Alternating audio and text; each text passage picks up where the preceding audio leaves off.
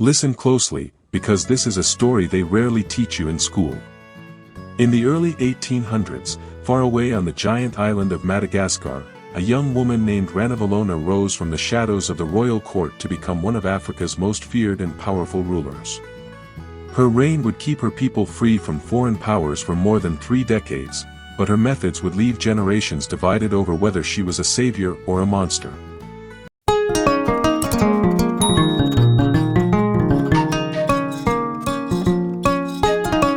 Ranavalona was born around 1788. She was not born to be queen.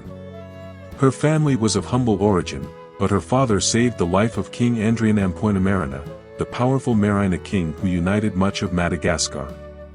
As a reward, the king adopted Ranavalona into the royal household.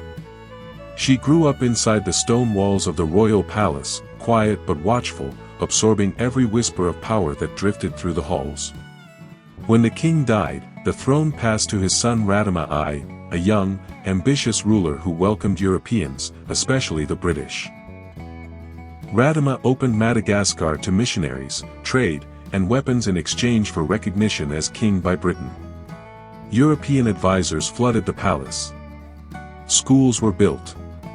Christian churches rose in the hills above Antananarivo, the capital. But in the shadows, Ranavalona watched. She married Radama's cousin, giving her a thin claim to royal blood.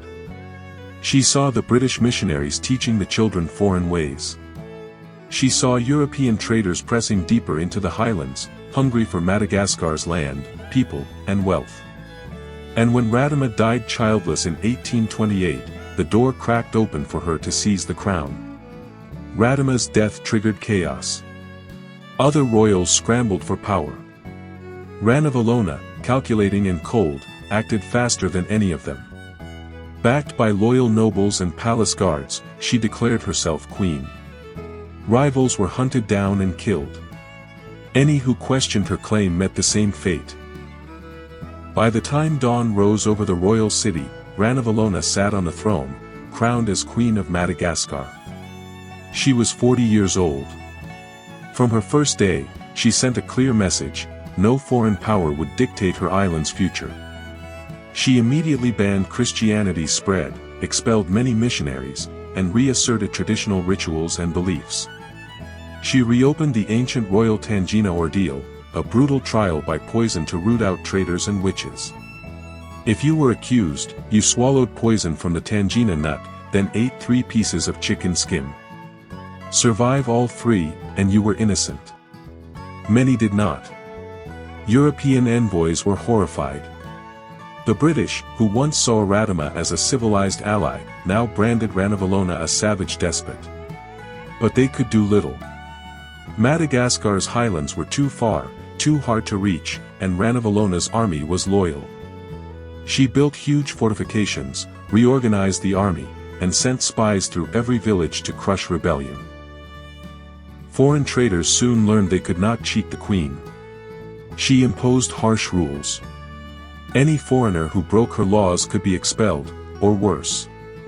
Madagascar's slave trade slowed under her watch, not because she hated slavery, but because she refused to let outsiders profit from her people. Christian converts found themselves hunted. Churches were torn down, and believers fled into the forests to worship in secret. Thousands were forced to renounce the new faith or die. The Queen's court became a place of spies, tests, and sudden disappearances. Yet Ranavalona was not just cruel for cruelty's sake. She believed that every foreign influence weakened Madagascar's independence. To her, the missionaries' schools were not gifts but tools of conquest. The merchants' treaties were chains disguised as gold. She watched as other African coasts fell one by one, to the British, the French, the Portuguese, and she refused to let that fate reach her island. Still, her rule was brutal. Historians estimate that her harsh forced labor policies and endless witch hunts cost tens of thousands of lives. Some believe as much as 1/3 of the population died from execution, disease, or overwork during her 33-year reign. For the nobles who obeyed her, life could be stable and rich. For those who crossed her, death was swift and public. foreign powers plotted to remove her. The French sent envoys demanding she sign trade treaties that would open Madagascar's ports. She turned them away, sometimes humiliating them publicly. Rumors say she even forced a French ambassador to crawl on his knees to her throne. British envoys tried to sneak missionaries back in. She expelled them again and again. When her own generals grew too ambitious, she crushed them without mercy. There was no room for rivals in Ranavalona's Madagascar. She survived multiple assassination plots, poisoning attempts, and betrayals. Each time, she emerged stronger, reminding her people that the ancestors favored her iron rule. Despite her terror, she modernized her army with European weapons, but only on her terms. She balanced isolation with careful trade that she controlled completely. Madagascar remained one of the only African kingdoms that stayed free of European colonization during her lifetime. As she aged, her rule became harsher. She trusted only a small circle of loyal advisors and spies. The people whispered that their queen could see all, hear all. Even the thick forests and high stone walls could not hide disloyalty from her ears. In 1861, after 33 years of absolute power, Queen Ranavalona died peacefully in her royal palace. She was about 73 years old. For some, her death was a blessing. For others, it marked the end of Madagascar's last true defense against the foreign powers that surrounded her island like hungry sharks. Within a few years, her son and grandson tried to modernize and reopen ties with Europe. The French seized the chance. By 1897, Madagascar fell under French colonial rule, exactly what Ranavalona had feared and fought so fiercely to prevent. Today, historians argue over her legacy. Was Ranavalona a tyrant who bled her people with poison trials and executions? Or was she a brilliant strategist, the only leader strong enough to hold off the European empires while the rest of Africa fell?